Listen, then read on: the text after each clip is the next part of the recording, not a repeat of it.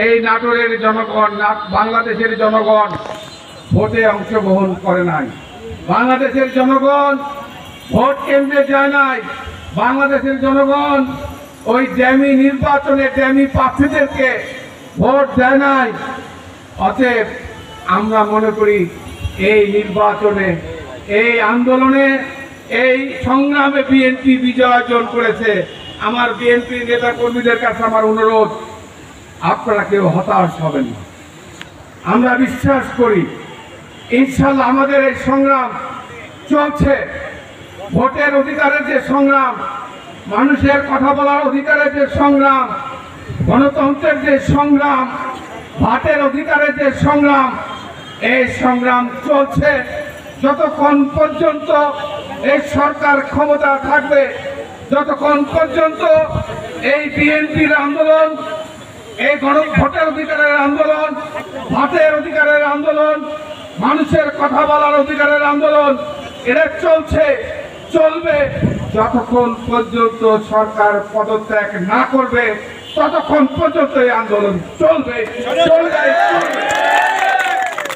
আমি আপনাদের কাছে অনুরোধ, আপনারা কি আমাদের এই যে আহ্বান, বিএনপির আহ্বান, আপনারা আছেন তো নাকি?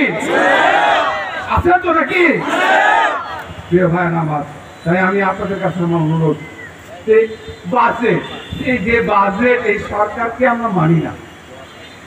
আর এই বাজেট ছিনতাইকারীর বাজেট, এই বাজেট অবৈধ টাকা যারা অর্জন করেছে, যারা কালো টাকা, কত হাজার হাজার লক্ষ লক্ষ কোটি টাকা যারা পাচার করেছে, এই টাকাকে যারা বৈধতা দেয়, এই হচ্ছে অবৈধ সরকার। অতএব এই ছিনতাইকারীর বাজেট, এই বাজেট জনগণের কোনো বাজেট না। এই বাজেট ছিনতাইকারী ডাকাতের জন্য, দুর্নীতিবাদের জন্য এই বাজেট। প্রিয় ভাই আমার, কৃষকদের বাজেট এটা নয়, জনগণের বাজেট এটা নয়, আমার সিংড়ার জনগণের কৃষকের বাজেট এটা নয়।